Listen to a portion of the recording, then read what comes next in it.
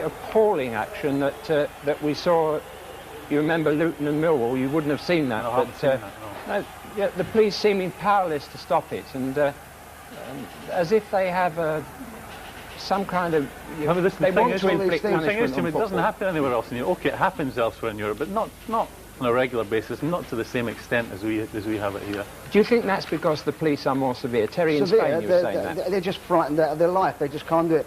And if there was just one incident, it's nipped in the bud, you see, but we've not nipped it in the bud, and it's got bigger, and it's got bigger until, as what we're talking about, it's got completely out of control. And now it is a hell of a problem to solve it. Yeah. But it's the fear factor is the thing. Anywhere in Europe, they're frightened out of the life of the police. And the police hands seem to be tied here. Yeah. Are the police as severe in Italy? Yeah, I mean, there's no... It's the same situation. If they do it, I mean, there's the Juventus players on the track. They just nip it in the bud. I mean, there's no... If someone steps out of line, they get punished right away. Yeah. And they're too frightened to do it again. It looks that's Cabrini. Yeah, that's Cabrini, and it looks as if the Juventus players are appealing to the fans to just calm down and enable them to get the match played, because one wonders what would happen now if the match was put off, because then you have another problem. The people having trouble all that way. I think the fact that they've sent for paratroopers suggests that they're, I mean, to me anyway, maybe they're not going to play it. I mean, maybe they're going to try and keep one set of supporters in the ground, let the other go home. But you're going to have the same problem in the city tonight, when they play it or if they don't play it. After the game, both sets of supporters are going to be in the city after the game. So it is virtually an impossible situation, really, for anybody to decide what is the right course of action. In fact, whatever is done is going to appear to be wrong. That's right. The Red Cross at the stadium say that 30 killed and 100 are seriously injured in hospital.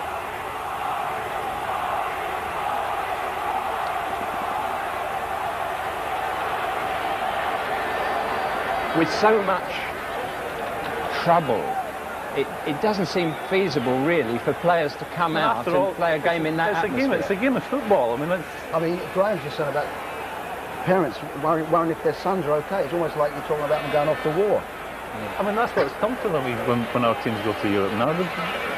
But once again, it's a minority, and so many innocent people get caught up in it. I think Barry Davis played it very well. It's a severe embarrassment for everyone, and now it's gone beyond that. It's a tragic. Now it's tragic. Now it's tragic.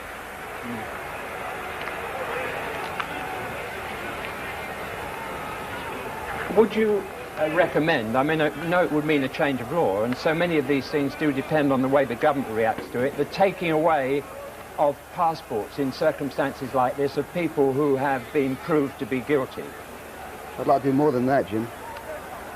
I think I just feel absolutely...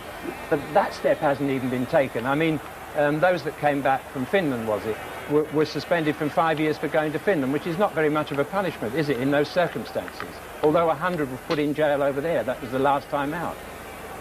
Do you think the passport thing could be a deterrent? But you're talking about, now we're talking about people being killed tonight. Now we've got to say beforehand that if people are going to get caught for doing that, and we've got video cameras, we can catch them.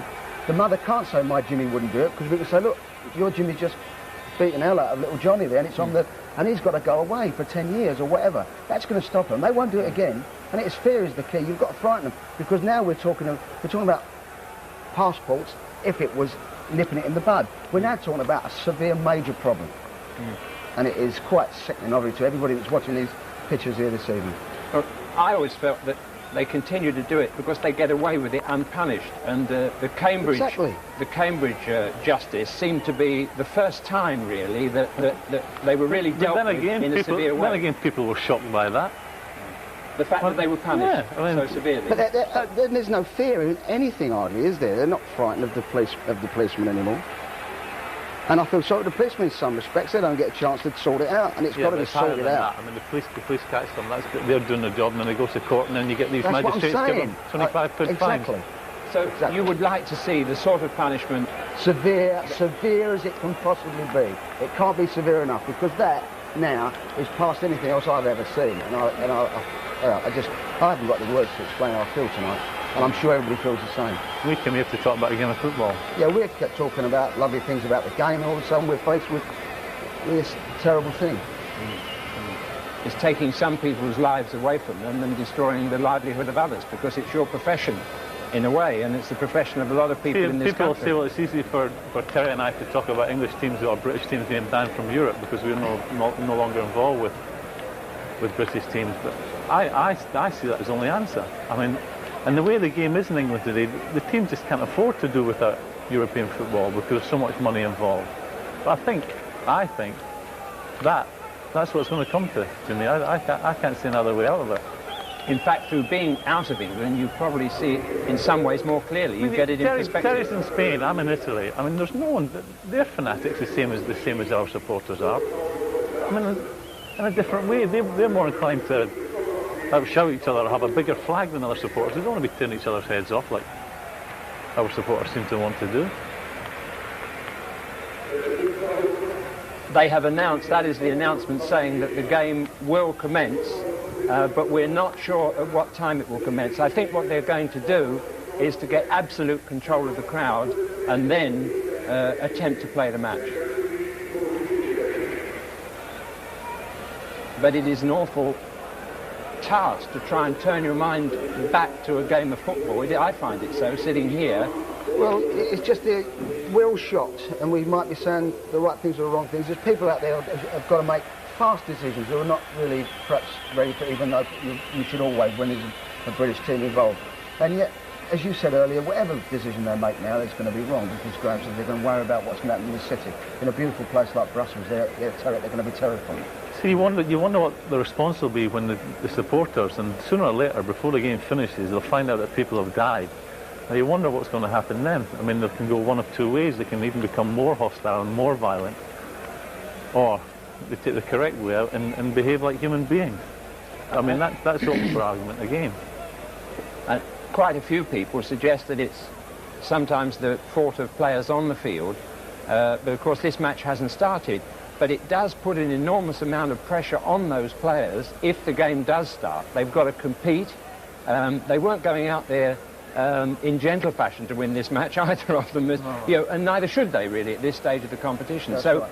They're under extra pressure now, Terry. Yes, they are. It'd be interesting to know what would you say, Graham, that Joe Fagan, knowing the sort of bloke he was, what would he be saying now to the team? Well, I think they'll try and keep the fact that people have died away from them, because I know the lads, and that would worry them. I'm not saying that because of friends of mine, but I know it would worry them. I'm sure it would worry the Juventus players as well, so they'll be trying to keep that away from them. The dressing room will be laughing and joking in there. It's just taking so much away from the game. I'm sure if we find it difficult to talk about it over those pictures because of shame and sadness and all kinds of other emotions, a player would find it extremely difficult to produce his best under those conditions. He certainly would feel that before the game starts. I think once the game starts, I think that you'd get into the game and they'd be worried again about it afterwards. But I think once the game goes, you'll see a game very close to what we would have seen normally. But yeah. Also bearing in mind that Graham said that they might keep this information away from the teams anyway. Yeah. It doesn't seem, and I think we should make this clear, that the injuries and deaths were a result of direct fighting, but of the wall collapsing. Well, we don't know, do we? No, we don't know, but it does seem that. But of course it is the aggression that brings about a situation where a wall does collapse. That's right. Well, let's go back to Brussels and get an up-to-date report now from Barry Davis. Well, Jimmy, we're seeing pictures of the start of the whole problem. These are recorded pictures as some Liverpool supporters moved into the Juventus area. You can see the Juventus supporters trying to get over the wall to our right. Some of them are moving away at the top of the picture and down towards the running track. And it was the pressure of movement down towards the running track which resulted in the wall giving way and people being pinned underneath it. Just look at one or two of these faces. They're faces of fear, frightened people who just don't understand what has happened. And really, there's such an overwhelming feeling here, sitting in the stand, watching these pictures from earlier, looking at the stadium now, a feeling of total helplessness, a feeling of sympathy for those who've been killed and injured, a sympathy for people who love to watch their sport, a sympathy for the game of football, which was one of those things to unite people, which is now in an extraordinary way become amongst a minority, some sort of substitute for war. That people go to watch football matches to defend their ground, to stand up for their team. I mean, I heard Jimmy refer earlier to the Luton Millwall situation. That was all the result of territory being defended and of what had happened at another London ground a few weeks earlier. It had nothing to do with the cup tie itself, I don't believe, at Luton. And this is just a scene of total mayhem that resulted from people deciding that it was important to them to invade the opposition territory. And as a result of that attitude, that anger, that demand to be seen to be the tough guys, and whatever you want to call them, 28 people, we're now told, are dead, and many others are injured and being taken to hospital, and presumably some of those injured are in a serious state. We've been told that the match will go on, and I really don't think UEFA had any other choice. I mean, there are people waiting in this ground, and the one thing that can take away the mind, if only briefly, from the incidents that we've seen, from the injured and the overwhelming sympathy, as I said, for those who have died. For the moment, at least, football will, we hope, become a unifying bond. And there is an enormous responsibility on the players now, if they possibly can, to put it out of their mind and to make it an attractive game and to try and show that they believe, as the majority believe, that football is one of the most beautiful and simple games, and has been all around the world. And now suddenly it's been besmirched because of an attitude which a decade and more ago was totally foreign to the British character, but which now has grown until it is a cancer on society. These are still recordings of the scenes earlier, and looking down at the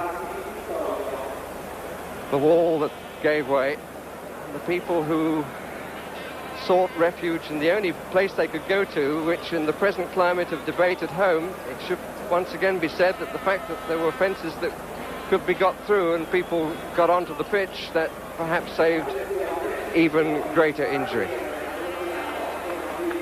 Still, the policemen on horseback are on the main running track. Let me emphasize again, this is not a continuing battle. These are pictures that we are seeing, recorded pictures of the incidents which led to the trouble and the result of that trouble. At one end of the ground, as I look now, we have mounted police, and the home straight by the stand we have mounted police, but in riot uniform.